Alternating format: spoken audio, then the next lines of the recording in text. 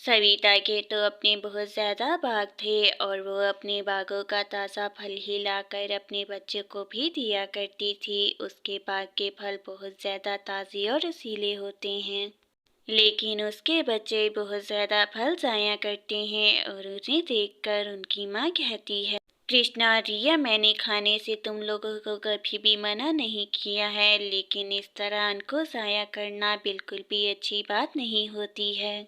माँ अब तो अच्छे से जानती हैं कि मुझे सेब बहुत ज़्यादा पसंद है और फिर रिया ने तरबूज खाना शुरू कर दिया तो मैंने भी तरबूज खा लिया। माँ भैया बिल्कुल ठीक कह रहे हैं, और वैसे भी ये सारे फल तो हमारे खाने के लिए ही थे, तो फिर हमने सब ही खा लिए मिलकर। रिया बेटी, तुम दोनों ने ये सारा फल बहुत ज़्यादा ही खराब किया है। देखो थोड़ा थोड़ा खा कर कितना ज़्यादा ज़ाया किया है, ये बात बुरी है।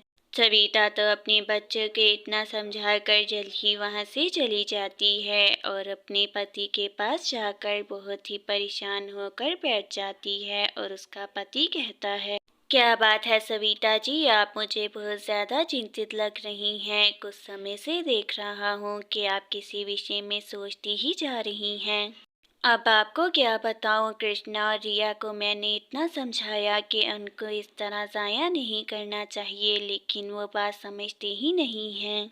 कहे तो आप बिल्कुल ठीक रहे हैं, मैंने भी काफ़ी बार उनको देखा है कि अन्न को वो बहुत ही ज़ाया करते हैं, लेकिन अब क्या करें, छोटे हैं। राघव जी, अभी तो वो छोटे हैं और हमारी बात समझ जाएंगे, इसी वजह से आज मैं उन दोनों को अपनी बहन के घर लेकर जा रही हूँ। सविता तो अपने पति को इतना कहते साथ ही जल्द ही वहाँ से चली जाती है और अपने बच्चों को लेकर घर से बाहर खड़ी हो जाती है और फिर कहती है उनसे ऐसे, कृष्णा और रिया, अब कुछ समय तुम्हें अपनी मौसी के घर ही रहना होगा, क्योंकि तुम्हें तो मालूम ही है कि मुझे एक ज़रूरी काम के लिए जाना है। तो माँ आप चली जाएं, मैं और रिया इसी घर में रह लेंगे। मौसी का घर तो इतना ज़्यादा छोटा है, वहाँ जाकर तो हम तंग आ जाएंगे। कृष्णा, लेकिन अगर तुम दोनों घर में रहोगे तो तुम्हारे पिताजी और मुझे तुम्हारी ही चिंता होगी, इसलिए मौसी के घर ही रहोगे तुम। ठीक है माँ, हम मौसी के घर रह लेंगे, लेकिन आप हमें कुछ पैसे दे देना। आपको तो मालूम ही है कि हमें थोड़ी चीज़ खानी होती है। सविता तो खुशी खुशी अपने दोनों बच्चों को लेकर उनकी मौसी के घर जाती है कि वहाँ पर जाकर उनकी मौसी ही अब उनको कुछ समझाएगी, और उनकी मौसी कहती है, दीदी ये तो आपने बहुत ही अच्छा किया जो बच्चों को लेकर घर आ गई। मुझे आप सबकी बहुत ज़्यादा याद आ रही थी कुछ देर से। सविता, मुझे कुछ ज़रूरी काम से बाहर जाना है, तो मैं चाहती हूँ कि तुम कृष्णा और रिया को कुछ दिनों के लिए अपने घर में ही रख लो। जी दीदी, क्यों नहीं, आप अपना जाकर काम करें और बच्चों की चिंता बिल्कुल भी मत करें, मैं इनका ध्यान बहुत अच्छे से रखूंगी घर पर। राधिका के इतना कहते साथ ही सविता तो वहाँ से अपने बच्चों को छोड़कर चली जाती है। कृष्णा और रिया, आ जाओ, आज मैं तुम दोनों को बहुत अच्छी कहानियाँ सुनाऊंगी और उससे सुनकर तुम दोनों को बहुत अच्छा लगेगा। राधिका तो उन दोनों को लेकर अपने साथ घर में चली जाती है और फिर कुछ ही समय बाद सुनीता से मिलवाने के लिए उसके पास उन्हें लेकर जाती है और कहती है, सुनीता देखो, कृष्णा और रिया हमारे घर कुछ दिनों के लिए रहने के लिए आई हैं, तुम इन दोनों से बातें करो, मैं काम करके आती हूँ। ठीक है माँ, आप घर का जाके काम कर लें और इन दोनों की चिंता बिल्कुल भी मत करें, मैं इन दोनों को बोर होने नहीं दूंगी बिल्कुल यहाँ। सुनीता के इतना कहते साथ ही उसकी माँ तो वहाँ से जल्द ही चली जाती है। रिया और कृष्णा, बताओ कि आखिर तुम दोनों क्या करना चाहते हो, हम तीनों मिलकर खूब खेलेंगे घर में, बताओ क्या खेलना है हम तीनों को मिलकर। सुनीता, मुझे तो बिल्कुल भी समझ में नहीं आता कि आखिर मौसी के साथ तुम इतने छोटे घर में कैसे रह लेती हो, हमारा घर कितना बड़ा है। कृष्णा, मैं जानती हूँ कि तुम्हें बड़े घर की आदत है, लेकिन मैं तुम्हें वचन देती हूँ कि हमारे घर में भी तुम्हें उतना ही मज़ा आएगा। सुनीता का भी घर बहुत ज़्यादा ही बड़ा था और वो उनको दिखाने के लिए लेकर जाती है और फिर कुछ सेब काट कर उनको देती है और कृष्णा कहता है, सुनीता ये तुमने कितना कम फल काट कर दिया है हमें, हम तो पूरी टोकरी भरकर खाते हैं, तुम हमें टोकरी ही दे दो हम खा लेंगे।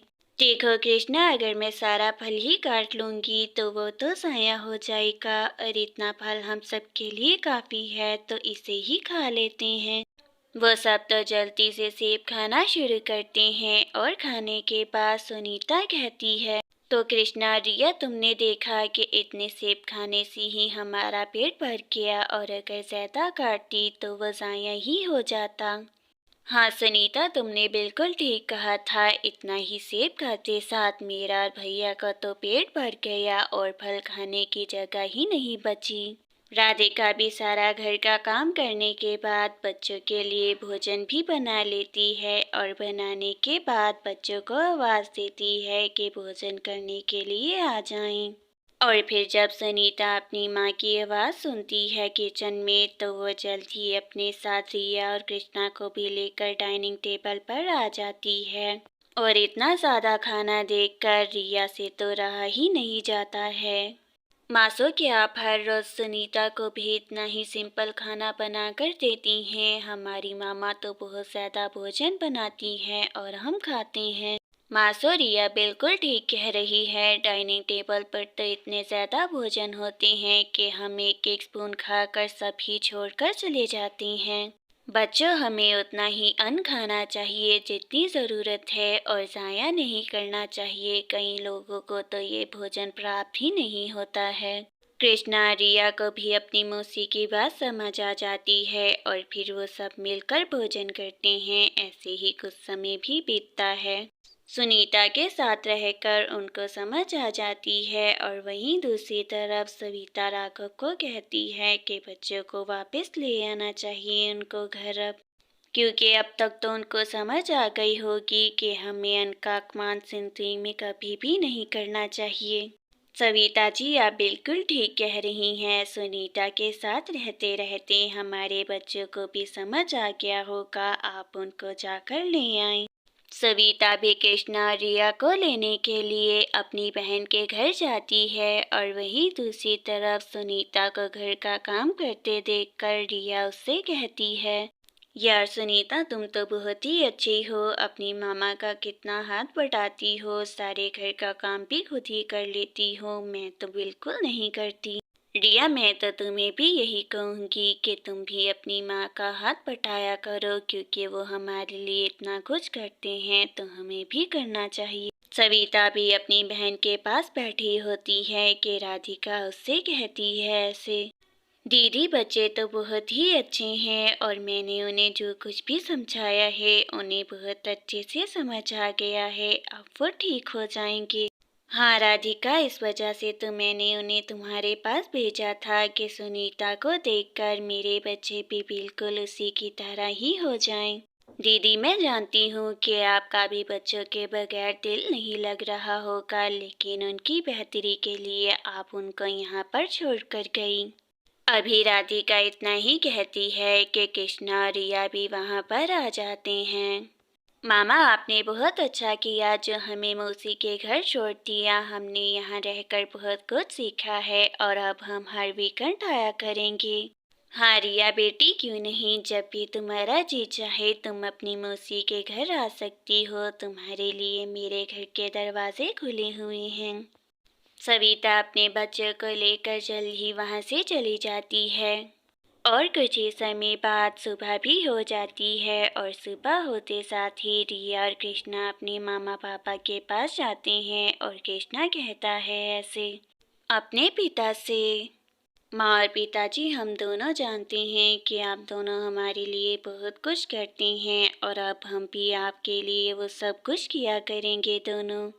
राघव जी, आप देख रहे हैं कि कुछ ही दिन अपनी मौसी के पास रहने की वजह से हमारे दोनों बच्चे ही कितने ज़्यादा समझदार हो गए हैं। माँ, मौसी के घर रहकर हमें समझ आया कि सुनीता अपनी माँ का हर काम उनके साथ करती है और हमें भी आप दोनों के साथ करना चाहिए मिलकर। सच में बच्चों मैं आज बहुत ज़्यादा खुश हूँ कि तुम्हें समझ आ गया है कि इनका अपमान नहीं करना चाहिए और छोटे-मोटे काम मिलकर करने चाहिए। और अब इसी तरह कृष्णा, रिया दोबारा कभी भी इनका अपमान नहीं करते हैं।